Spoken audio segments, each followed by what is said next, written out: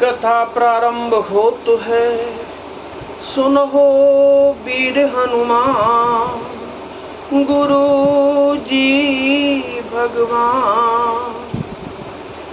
आसन आए बिराजिए तेज पुंज बलवान सियावर रामचंद्र जी की जय। पवन सुत हनुमान जी की जय। मंत्री और घोड़ों की यह दशा देखकर निषाद राज विषाद के बस हो गया। तब उसने अपने 4 उत्तम सेवक बुलाकर सारथी के साथ कर दिए। गुह सारथी फिरे पहुंचाई, बिरह विषाद बरन नहीं जाई। चले अवध ले रथ ही निषादा, हो ही छन छन मगन विषादा। निषाद राज गुह सारथी सुमंत्र जी को पहुंचाकर विदा करके लौटा। उसके विरह और दुख का वर्णन नहीं किया जा सकता। वे चारों निषाद रथ लेकर अवध को चले। सुमंत्र और घोड़ों को देख देख कर वे भी क्षण क्षण भर विषाद में डूबे जाते थे। सोच सुमंत्र विकल दुख दीना, दिग जीवन रघुबीर बिहीना। रहे नयनतम अधम शरीरू, जसु न लह्यु बिछुरत रघुबीरू। व्याकुल और दुख से दीन हुए सुमंत्र जी सोचते हैं कि श्री रघुनाथ जी के बिना जीने को धिक्कार है। आखिर यह अधम शरीर रहेगा तो है ही नहीं। अभी श्री रामचंद्र जी के बिछुड़ते ही छूटकर इसने यश क्यों नहीं ले लिया। बये ही अजस ही अग बाजन प्राणा, कवन हेतु नहीं करत बयाना। अहह मंद मनु अवसर चूका, अजहु न हृदय होत दोय टूका। ये प्राण अपयश और पाप के भाड़े हो गए।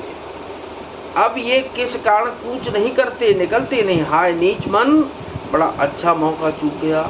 अब भी तो हृदय के 2 टुकड़े नहीं हो जाते। मिजे हाथ सिर धुन पछताई, मन हु कृपन धन राशि गमाई। बिरदे बांधे बरु बीरो कहाई, चले समर जन सुबट पराई। सुमंत्र हाथ मलमल कर और सिर पीट पीट कर पछताते हैं, मानो कोई कंजूस धन का खजाना खो बैठा हो। वे इस प्रकार चले मानो कोई बड़ा योद्धा वीर का बाना पहनकर और उत्तम सूरवीर कहलाकर युद्ध से भाग चला हो।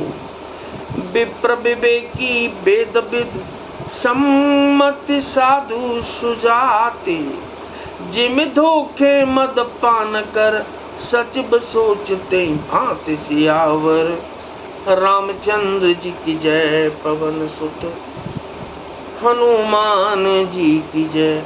जैसे कोई विवेकशील वेद का ज्ञाता, साधु सम्मत आचरण वाला और उत्तम जाति का कुलीन ब्राह्मण धोखे से मदिरा पी ले और पीछे पछतावे, उसी प्रकार मंत्री सुमंत्र सोच कर रहे हैं, पछता रहे हैं।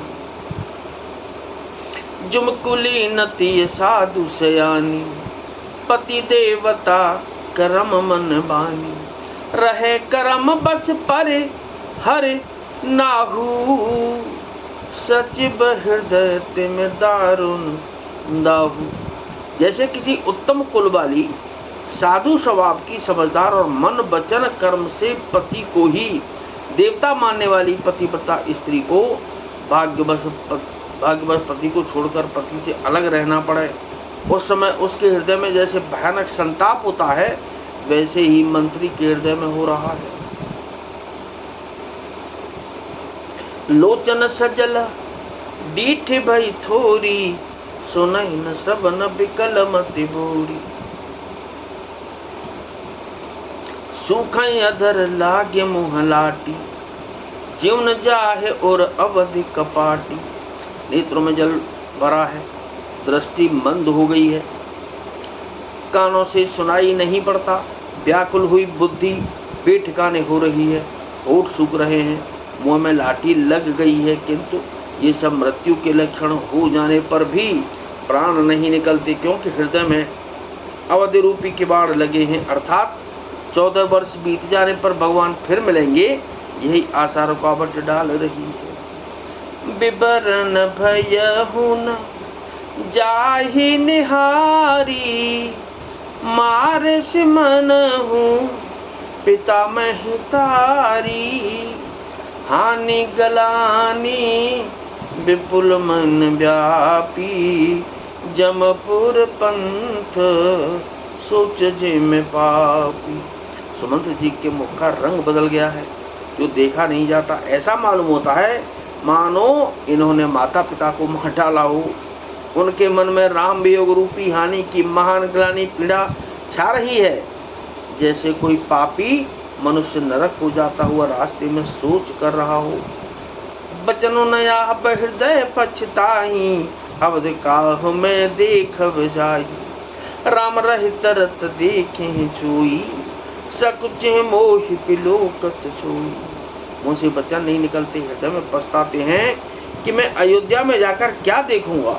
श्री रामचंद्र जी से शून्य रथ को जो भी देखेगा वही मुझे देखने में संकोच करेगा, अर्थात मेरा मुंह नहीं देखना चाहेगा।